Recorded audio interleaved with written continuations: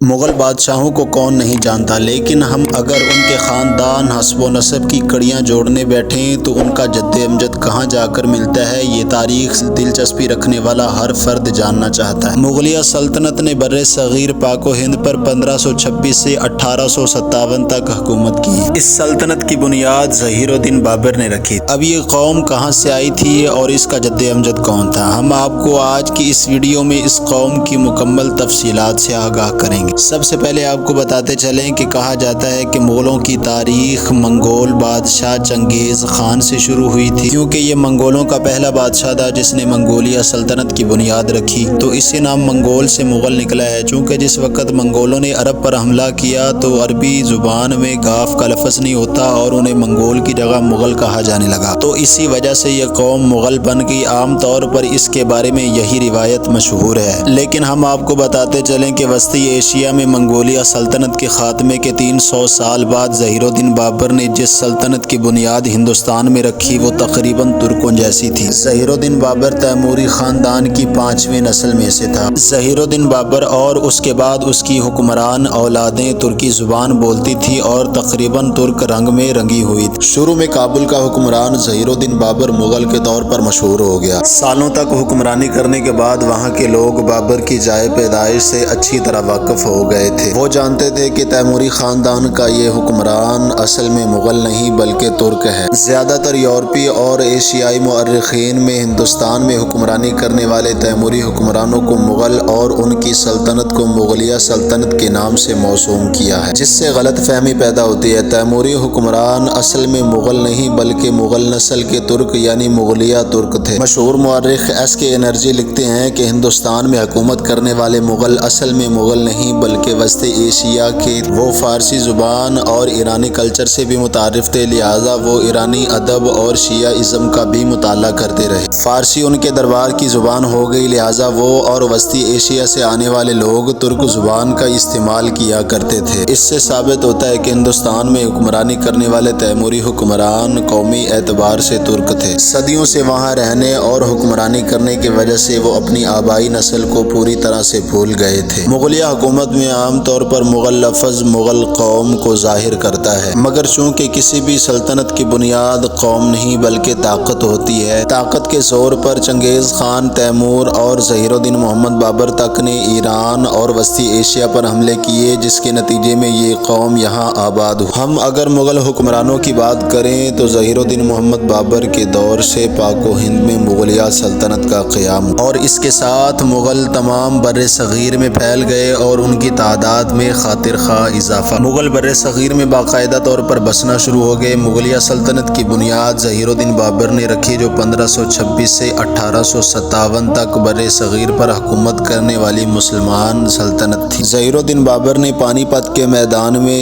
دہلی کے سلطان ابراہیم لودھی کو شکست دینے کے بعد 1526 میں اس حکومت کی بنیاد رکھی۔ مغلیہ سلطنت اپنے عروج میں تقریباً پورے بر صغیر یعنی پاکستان، افغانستان، انڈیا اور بنگلہ دیش جیسے ممالک پر حکومت کیا کرتی تھی۔ اس سلطنت کا رقبہ تقریباً 12 لاکھ مربع میل تک پھیلا ہوا تھا۔ ترکی ہی اس سلطنت کے بانی ظہیر الدین محمد بابر کی مادری زبان قرار دی جاتی تھی۔ اس زبان میں دفتری امور سر انجام دیے جاتے اور نہ ہی یہ زبان کوئی اہمیت رکھتی تھی، تاہم بابر اس زبان میں شعر و شاعری کیا کرتے تھے۔ اس سے ثابت ہوتا ہے کہ مغلوں کے جد امجد ترک تھے۔ ہم آپ کو بتائیں کہ تیموری خاندان میں بادشاہ کی وفات کے بعد شاہی تخت کا وارث بادشاہ کا بڑا بیٹا ہی ہوتا، لیکن تخت کے لالچ نے اس روایت کو روند ڈالا تھا۔ اب نئی روایت کے مطابق بادشاہ کے بیٹوں اور رشتہ داروں کے درمیان جنگ چھڑ جاتی تھی۔ جو شہزادہ اپنے حریفوں کو شکست دیتا تھا وہی اس بادشاہ کے تخت کا وارث ہوتا تھا۔ سلطنت کے آغاز میں جہاں ظہیر الدین بابر کو اپنے چچا اور ماموں کو بطور حکمران لڑنا پڑا، وہیں اس کی وفات کے بعد اس کا بیٹا ہمایوں تخت نشین ہوا تو اسے اپنے بھائیوں کی مخالفت اور دشمنی کا سامنا کرنا پڑا۔ انہوں نے ہر محاذ پر ہمایوں کے ساتھ دشمنی کی۔ ہمایوں کو افغان سرداروں کی مخالفت کی وجہ سے سخت نقصان اٹھانا پڑا، مگر اس کے بھائی اسے ہر حال میں شکست دے کر تخت دلی حاصل کرنا چاہتے تھے۔ انہوں نے قدم قدم پر اسے پریشان کیا، بالآخر وہ سندھ کے راستے ایران جا کر وہاں پناہ گزین ہوا۔ 15 سال بعد واپس آ کر اس نے 1555 میں ایک بار پھر مغل سلطنت حاصل کی، مگر 1 سال سے کم عرصہ میں میں اس کا انتقال ہو گیا۔ ہمایوں کے بعد اکبر بادشاہ بنا اور اکبر کے بعد اس کا بیٹا جہانگیر بادشاہ بنا اور اسی طرح یہ سلسلہ چلتا رہا۔ جہانگیر کے بعد شہزادہ خرم شاہ جہاں تخت نشین ہوا تو اس کی مخالفت اس کے بھائی شہزادہ خرم شہریار اور شہزادہ دلاور نے کی، مگر شاہ جہان کے وفاداروں نے انہیں شکست دے کر گرفتار کر لیا۔ شہزادہ شہریار کو اندھا کر دیا گیا جبکہ شہزادہ داور بخش مارا گیا۔ شاہ جہان کی زندگی میں ہی 1658 میں اس کے بیٹوں کے درمیان تخت کے حصول کے لیے خون ریز جنگیں ہوئی، جس میں اس کے بیٹے اورنگزیب کو فتح نصیب ہوئی۔ کہتے ہیں کہ ہر عروج کو زوال ہے، اورنگزیب کے دور میں ہی سلطنت عثمانیہ کو زوال ہونا شروع ہوا۔ کسی بھی سلطنت کا خاتمہ اچانک نہیں ہوتا بلکہ اس کے زوال کے پیچھے سیاسی، معاشرتی، اقتصادی وجوہات ہوتی ہیں۔ سلطنت مغلیہ کے ساتھ بھی یہی ہوا، مگر اضافی طور پر ان کا مقدر ذلت اور رسوائی بھی رہی۔ ناظرین، ہندوستان میں زوال کا ایک سبب یہ بھی تھا کہ وہاں بہت سے لوگ اپنے اپنے مذہبی عقائد کے ساتھ زندگیاں گزار رہے۔ اپنے پیش رو بادشاہوں کی سیکولر پالیسی کے برعکس اورنگزیب کا متشدد اور متعصب رویہ سلطنت کے زوال میں بنیادی کردار ادا کر رہا تھا۔ بڑے بڑے عہدوں پر عالمگیر نے بھی غیر مسلموں کو رکھا، مگر یہ بھی کافی ثابت نہ ہوا۔ اس سے پہلے تک شہزادوں کو گھوڑے پر سوار رکھ کر میدان جنگ میں مصروف رکھا جاتا تھا تاکہ وہ سیاسی اور فوجی بصیرت میں مہارت حاصل کرے۔ پھر سازشیں اتنی گہری ہوئیں کہ کوئی بھی اپنے شہزادوں کو دارالحکومت سے باہر بھیجنے پر راضی نہیں تھا کہ نہ جانے کب تخت حاصل کرنے کا موقع آ جائے، اور یوں نہ علاقے فتح ہو سکے اور نہ سلطنت کا رقبہ بڑھ سکا۔ اس کے علاوہ یورپی فوجی مہم جو 18ویں صدی میں ہندوستان میں آئے، یہ کرائے کے فوجی تھے اور ان میں زیادہ فرانسیسی تھے۔ انہوں نے مغل بادشاہ اودھ کے نواب اور دکن کے صوبیدار نظام الملک، میسور کے حیدر علی ٹیپو سلطان کی راجپوتانہ ریاستوں اور مراٹھا سرداروں کے ہاں ملازمتیں کی۔ پھر انگریز بحیثیت تاجر ہندوستان میں آئے اور انہوں نے ایسٹ انڈیا کمپنی قائم کی۔ پھر انہوں نے مقامی لوگوں کو روزگار دیا اور مقامی لوگوں میں سے اپنے حمایتیوں کا ایک بڑا گروہ اکٹھا کرتے چلے گئے۔ مقامی فوج اکٹھی کرنے میں بھی انہیں زیادہ دیر نہ لگی اور ایک عام غریب لوگوں کو بھی روزگار ملنے لگا اور پیسہ ان کے ہاتھ میں آنے لگا، تو ان لوگوں نے انگریز کو ہی آقا تسلیم کر لیا۔ ناظرین، کہا جاتا ہے کہ سلطنت کو قائم رکھنے کے لیے حکمران خاندان کو ہمیشہ سے ہی قربانیاں دینی پڑتی ہیں۔ یہ قربانیاں اس وقت ہی صلا دیتی ہیں کہ جب حکومت ملنے پر مکمل گرفت ہو اور وزیر مشیر اور امراء سب حکمران کے تابع ہوں۔ مغل خاندان کے جہاندار شاہ فرخ سیر، عالمگیر ثانی اور احمد شاہ قتل ہوئے جبکہ شاہ عالم کو اندھا کر دیا گیا، لیکن یہ سب قربانیاں رائیگاں گئیں کیونکہ مغل سلطنت کے سلاطین سیاسی بصیرت اور تعلیم و تربیت سے محروم رہ گئے تھے۔ ساتھ ہی ساتھ چھوٹی شاہی شان و شوکت اور عیاشیوں نے ان کی معاشی حالت بھی تباہ کر دی۔ یہ زوال سلطنت مغلیہ کے عروج پر ایک سیاہ دھویں کی طرح چھا گیا اور سلطنت مغلیہ ایک بھولا ہوا خواب بن گئی۔ ایسی ہی دلچسپ تاریخی معلومات کے لیے ہمارے چینل کو لائک اور سبسکرائب کریں۔ تو ملتے ہیں اگلی ویڈیو میں۔ اللہ حافظ۔